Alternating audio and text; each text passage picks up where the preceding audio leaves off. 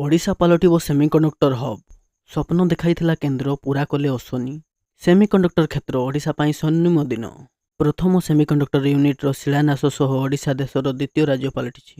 ଆଗକୁ semiconductor ecosystem କ୍ଷେତ୍ରରେ ଓଡ଼ିଶା ପାଲଟିବ ଅଗ୍ରଣୀ ରାଜ୍ୟ।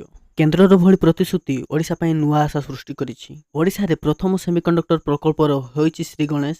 କେନ୍ଦ୍ରମନ୍ତ୍ରୀ ଅଶ୍ୱିନୀ ବୈଷ୍ଣବ ଭିସି ଜରିଆରେ ଯୋଗାଇ ଦେଇ ଏହା ଶୁଭାରମ୍ଭ କରିଛନ୍ତି। ଏହି ପ୍ରକଳ୍ପରେ 2076 କୋଟି ଟଙ୍କାର ପୁଞ୍ଜି ନିବେଶ କରିବ ସିକ୍ମେସ୍ ପ୍ରାଇଭେଟ୍ ଲିମିଟେଡ୍।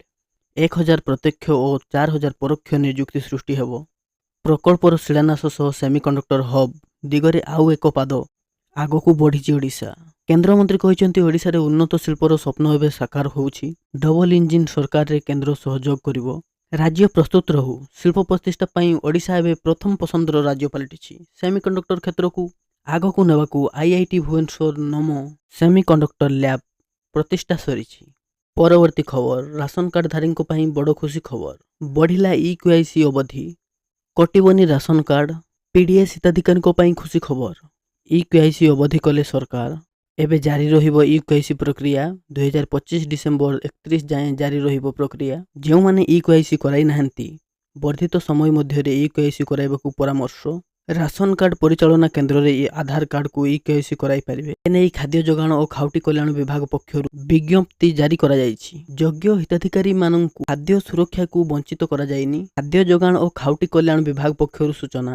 ଜାତୀୟ ଖାଦ୍ୟ ସୁରକ୍ଷା ଆଇନ ଏବଂ ରାଜ୍ୟ ଖାଦ୍ୟ ସୁରକ୍ଷା ଯୋଜନା ଅଧୀନରେ ଥିବା ରାଜ୍ୟର ସମସ୍ତ ପିଡିଏସ୍ ହିତାଧିକାରୀମାନଙ୍କ ଅବଗତି ନିମନ୍ତେ ଜଣାଇ ଦିଆଯାଉଛି, ହିତାଧିକାରୀମାନଙ୍କ ଆଧାର ଭିତ୍ତିକ ଇକେୱାଇସି ପ୍ରକ୍ରିୟା ଜାରି ରହିଛି। ଏହା ସମସ୍ତ 11,827 ଗୋଟି ଖାଉଟି ସୁଲଭ ମୂଲ୍ୟ ଦୋକାନ ତଥା 314 ଗୋଟି ବ୍ଲକ, 64 ଗୋଟି ପୌରାଞ୍ଚଳ କାର୍ଯ୍ୟାଳୟରେ କାର୍ଯ୍ୟରତ ଥିବା ରାସନ କାର୍ଡ ପରିଚାଳନା କେନ୍ଦ୍ର ଗୁଡ଼ିକରେ ଜାରି ରହିଛି। ପ୍ରକ୍ରିୟା ଆସନ୍ତା ଡିସେମ୍ବର 31 ତାରିଖ ପର୍ଯ୍ୟନ୍ତ ଚାଲୁ ରହିବ। ପରବର୍ତ୍ତୀ ଖବର, ବନ୍ଦ ହୋଇଯିବ ସବସିଡି।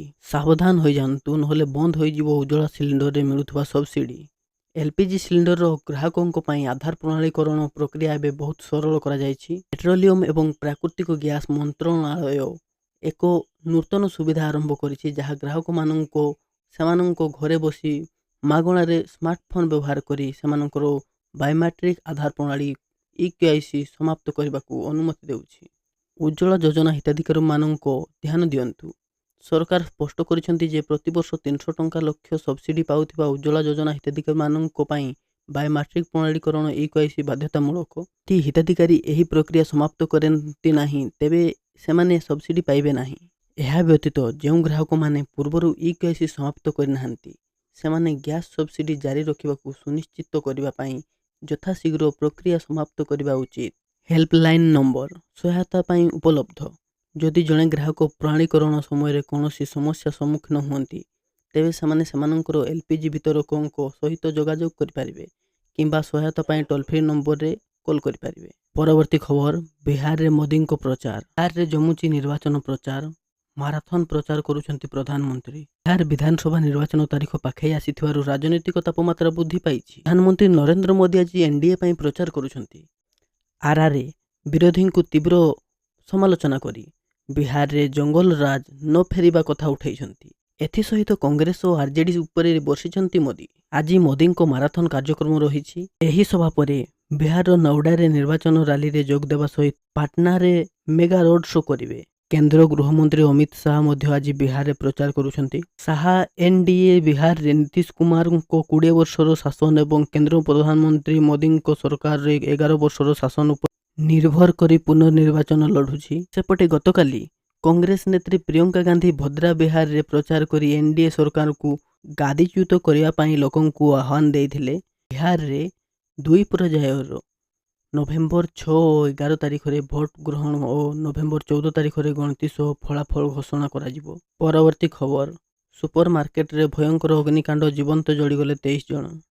କ୍ଷଣକରେ ସବୁ ନଷ୍ଟ।